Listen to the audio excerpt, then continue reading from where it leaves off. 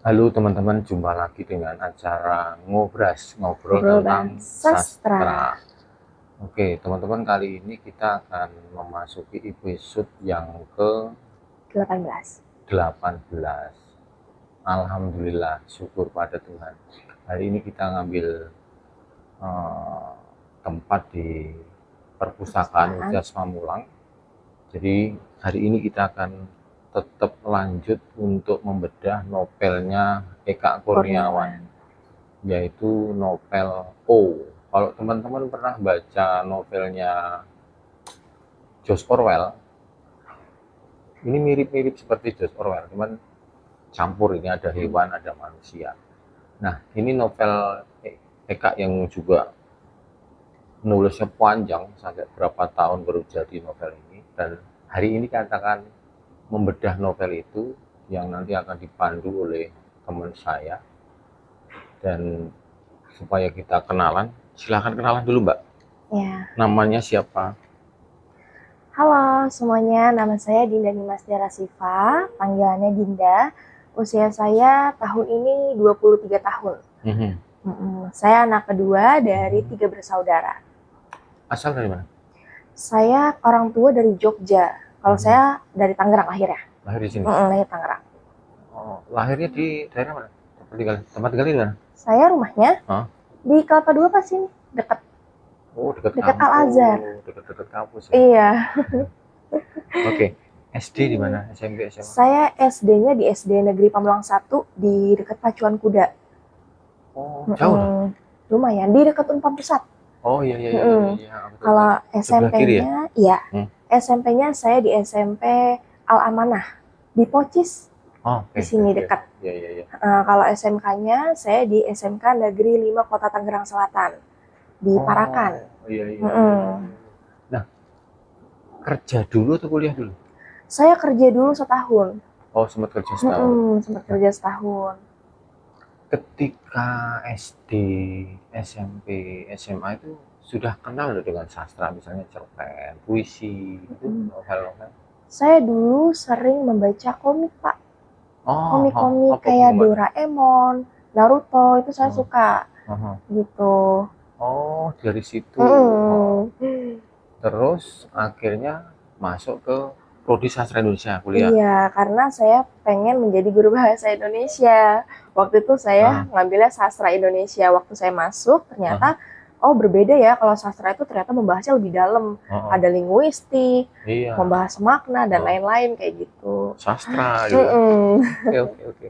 Nah, mulai kenal novel, mulai suka semester berapa? Semenjak ada tugas Pak Gio. Apa itu? Iya, Baca yang kayak tugas waktu itu disuruh membuat tugas UTS Pak, yang disuruh apa novel gitu. Saya juga sempat ini novel, baca-baca novel dari situ. Oh, dari situ. Dipaksa ya. Ya memang harus dipaksa kalau enggak. Oke, hari ini kita membahas O ya. Coba sekarang saya minta tolong diceritakan supaya teman-teman sinopsisnya, supaya teman-teman nanti penasaran terus akhirnya nanti mau membaca. Oke. Jadi novel O ini bercerita tentang kisah monyet. Ada sebuah hutan yang namanya hutan Rawakalong. Nah, di hutan tersebut itu dihuni oleh banyak monyet. Ada yang namanya monyet tua dan juga monyet muda. Kebetulan O dan juga Enteng Kosasi, kekasihnya ini, itu tergolong monyet yang muda. Nah, ada kebiasaan dari para monyet-monyet tersebut. Itu kebiasaannya itu, monyet-monyet tua ini selalu bercerita kepada monyet-monyet yang muda gitu. Nah, mendongeng gitu kan? Iya, mendongeng. Ada satu monyet yang namanya Armo Gundul. Dia ini bercerita tentang monyet bisa menjadi manusia dalam dua maksud. Yang pertama itu keseluruhan fisik menjadi manusia, dan yang kedua itu hanya karakternya aja. Gitu, wujudnya monyet tapi perilakunya itu manusia. Terus setelah itu si O ini bersandar sama Enteng Kosasi. Dia bilang, andai hidup ini tidak ada Armo Gundul, pasti semuanya akan terasa lebih ringan. Nah, di situ Enteng Kosasi itu diem aja. Oh, berpikir tuh bahwa Enteng Kosasi itu diem ya karena dia menyetujui itu gitu. Terus ya mereka setelah pulang dari mendengarkan dongeng, Mereka berpacaran, terus tiba-tiba ada satu kalimat yang terlontar dari mulut Enteng Kosasih yang membuat O ini terdiam. Di situ Enteng Kosasih bilang sama O kalau aku ingin mengikuti jejak Armu Gundul. Di situ, di situ si O itu kaget. Nah, kenapa kaget? Karena ternyata O dan Enteng Kosasih ini telah merencanakan pernikahan di bulan ke-10. Oke, stop sampai di situ dulu. Jadi secara nggak langsung si penulis itu, Eka Kurniawan itu juga mikir bahwa mendongeng itu bisa men-trigger orang loh ya. Iya. Lanjut. Nah, terus setelah begitu, di situ mereka melakukan perdebatan kecil. Tetapi kalau O dan Enteng Kosasih ini debat, itu nggak ada jalan keluarnya, Pak. Jadi mereka kalau debat, ntar selesai, ya udah mereka kayak lupa aja gitu. Mereka tadi bisa debat ya. Ya udah mereka melanjutkan bercumbu lagi, bercinta lagi dan lain-lain kayak gitu. Nah, keesokan harinya mereka bertemu kembali nih si O dan Enteng Kosasih. Di situ Enteng Kosasih itu tetap kekeh untuk mengikuti jejak Armu Gundul. Nah, setelah itu di situ Enteng Kosasih ini meninggalkan hutan Rawakalong. Tetapi karena O ini kekasihnya, kan O ini kan selalu memikirkan tentang pernikahannya nanti di bulan ke-10. Jadi kayak O ini mau ngapain, mau lakuin apapun itu disangkut pautkan dengan bulan ke-10. Kayak misalnya contohnya nih, ada hujan turun. Nanti O itu akan berpikir, nanti kalau misalnya di bulan ke-10 hujan, pernikahan saya bagaimana ya gitu. Atau kayak waktu ada contoh lagi, kakinya terkena duri, padahal terkena durinya sekarang. Tapi dia tuh udah berpikir, nanti kaki aku kalau busuk gimana di bulan ke-10. Jadi kaki aku tuh harus sembuh sekarang kayak gitu. Nah, O ini benar-benar merasakan cinta mati banget sama Enteng Kosasih. Tapi karena Enteng Kosasih ini, maaf ya Pak, karena kan bahasanya kayak ini ya. Karena Enteng Kosasih ini juga bukan monyet yang tolol. Jadi O ini yakin bahwa keputusan Enteng Kosasih ini sepertinya sudah matang. Gitu. Walaupun di situ O itu mengharapkan Enteng Kosasih ini gagal. Di situ O itu pengen kalau, aduh gagal aja deh perjalanannya supaya kamu balik lagi ke hutan gitu. Jangan jadi manusia kan. Tapi di situ Enteng Kosasih nggak menyerah. Nah dia itu mencoba berbagai cara mempraktekkan perilaku manusia. Contohnya waktu ada anak kecil lagi main sepeda sama si Enteng Kosasih. Dicuri kan? Iya, sepedanya tuh dicobain, tapi ketahuan sama si orang tua pemilik dari sepeda tersebut. Terus dia dilempar pakai jagung, dilempar, keputuk kan, sakit, dia pergi. Nah dia kayak mikir, aduh ternyata susah juga ya jadi manusia begitu. Terus lagi dia mencoba lagi waktu ada sekumpulan remaja sedang merokok. Terus setelah remaja itu meninggalkan tempat tersebut kan masih ada sisa puntung rokok yang masih nyala. Nah, sama dia tuh dicobain, mulutnya langsung terbakar gitu. Nah, di situ dia berpikir bahwa susah jadi manusia. Pistol pijokan juga belum. Di situ dia merasa ternyata susah. Susah jadi manusia ya, tapi di situ dia nggak pantang untuk menyerah. Terus setelah perjalanan lagi tuh keluar dari hutan Rawakalong. Nah, di sini maksudnya Enteng Kosasih perjalanan keluar dari hutan Rawakalong, si O ini kan menyusul kekasihnya, si Enteng Kosasih. Di perjalanan, si O ini bertemu dengan yang namanya Beta Lumur. Nah, Beta Lumur ini mengajak si O untuk ke suatu tempat. Ayo, saya ajak kamu ke suatu tempat. Nanti kamu akan suka dengan tempat itu. Akhirnya si O ini penasaran, ikutlah dia ke tempat tersebut. Dan nggak taunya tempatnya itu sirkus, Pak. Nah, di sirkus itu dia ngelihat satu poster. Satu poster ini pria tampan dengan dangdut. Iya. Merujuk ke kayak Rhoma Irama. Iya, tampan, dia megang gitar gitu. Nah, pada pandangan pertama itu, O itu langsung berpikir bahwa ini Enteng Kosasih gitu. Tapi sama Beta Lumur diejek, dielek kayak, emang kamu kan monyet, mana kenal gitu. Nah, si O ini ya cuman diem aja, dia ini tetap yakin bahwa pria ini itu Enteng Kosasih, kekasihnya. Dan gak taunya setelah Enteng Kosasih ini berjalan meninggalkan hutan Rawakalong, Enteng Kosasih ini sukses, Pak. Dia berhasil jadi manusia. Nah, tapi yang saya kurang mengerti, Pak, di sini tuh tidak dijelaskan bagaimana dia tuh menjadi manusia, itu tidak dijelaskan, Pak. Gitu. Terus setelah itu, dia sudah menjadi manusia yang bernama Kaisar Dangdut. Dia mengganti nama menjadi Kaisar Dangdut. Ya, nah setelah itu si O ini akhirnya menyetujui untuk mengikuti sirkus tersebut. Jadi setiap kali sirkus tersebut ini memutar lagu, nggak taunya lagunya itu lagunya si Kaisar Dangdut. Jadi O ini selalu berharap bahwa nanti suatu saat saya di sirkus ini akan bertemu dengan kekasih saya gitu. Tetapi dengan waktu yang sangat lama tuh mereka nggak kunjung ketemu. Sampai akhirnya si O ini merasa pasrah, di situ akhirnya dia lemas. Terus ada seekor anjing. Ada anjing ini mungkin benci ngeliat si O ini kayak, nih orangnya nih gampang nyerah nih, orangnya nih lemes banget nih segala macem. Digigit lah dia, digigit terluka parah. Nah terus waktu ditanya kenapa kamu seperti keputusasaan gitu. O ini menjawab kalau ya saya sudah sejauh ini, tetapi Entang Losasi atau Kaisar Dangdut itu tidak mengenali saya. Seperti itu. Kayak gitu Pak. Oke. Terus itu kan di novel itu juga saya cerita itu yang ada seorang suami yang kasar kepada anak dan istrinya, terus akhirnya suaminya dimakan, ada situ lah itu. Iya, Cuma saya lupa ingat itu. Terus itu juga pembelajarannya untuk di poin itu ya.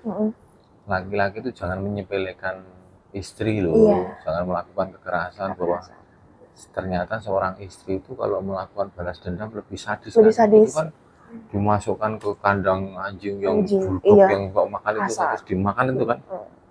Oke, terus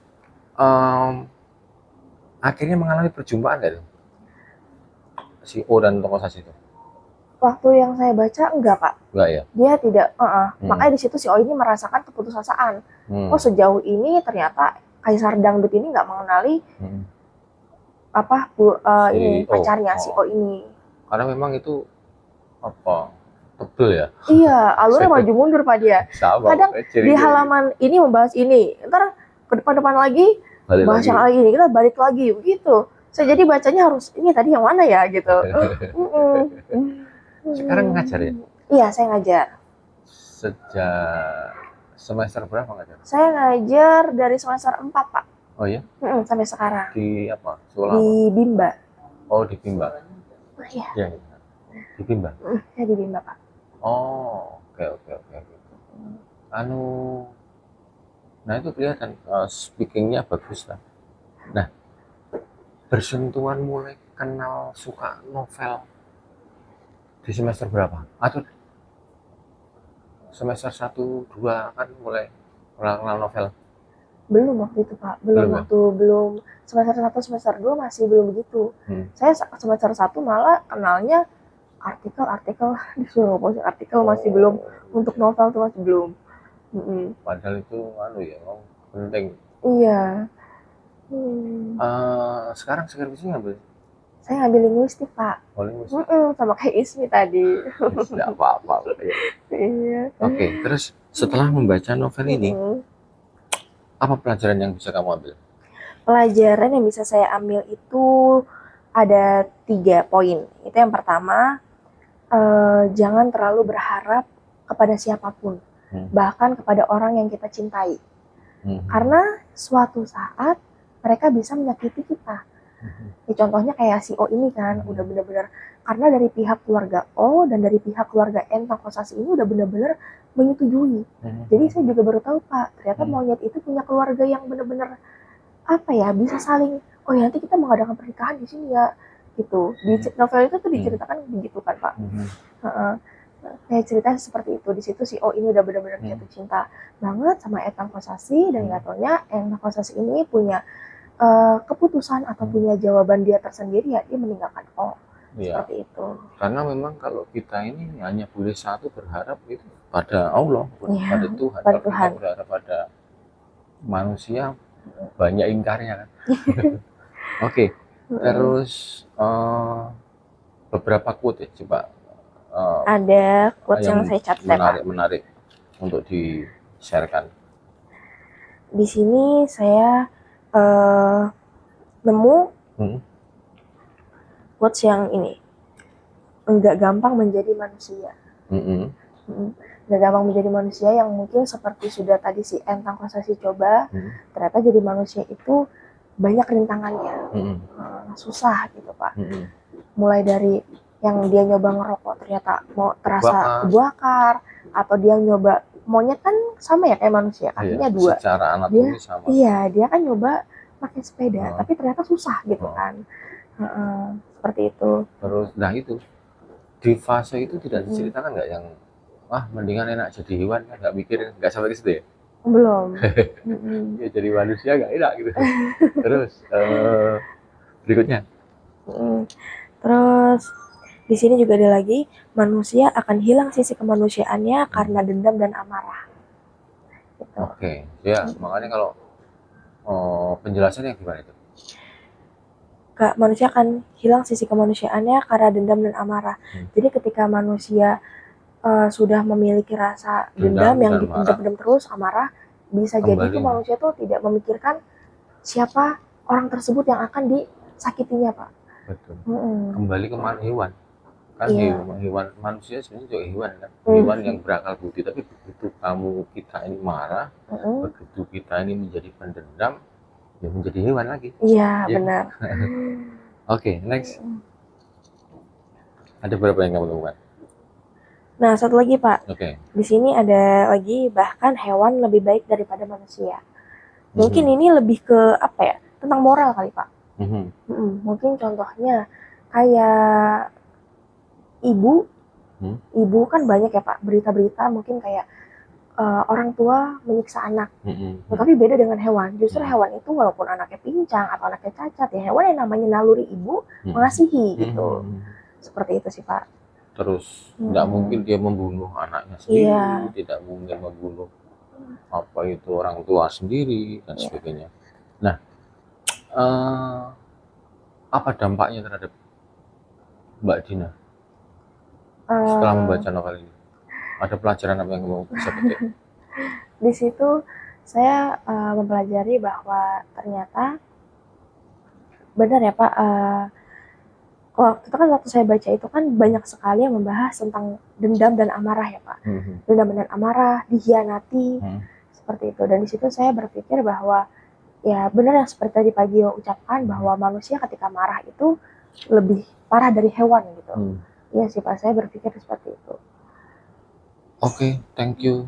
Saya minta closing statement, pesan-pesan untuk adik-adik semester awal, gimana caranya memotivasi supaya tetap semangat belajar dan membaca. Mulailah untuk membaca, karena dengan membaca kalian akan mengetahui isi dunia. Seperti itu. Oke, thank you. Iya, Pak, sama-sama. Semangat lanjut S2. Skripsi sampai mana? Skripsi sampai mana? Sampai bab 4, masih bab 4, Pak. Lagi menyusun akhir. Semangat ya. Tapi target Juli sidang. Iya, target harus, Pak. Oke, thank you. Iya, Pak. Selamat ya.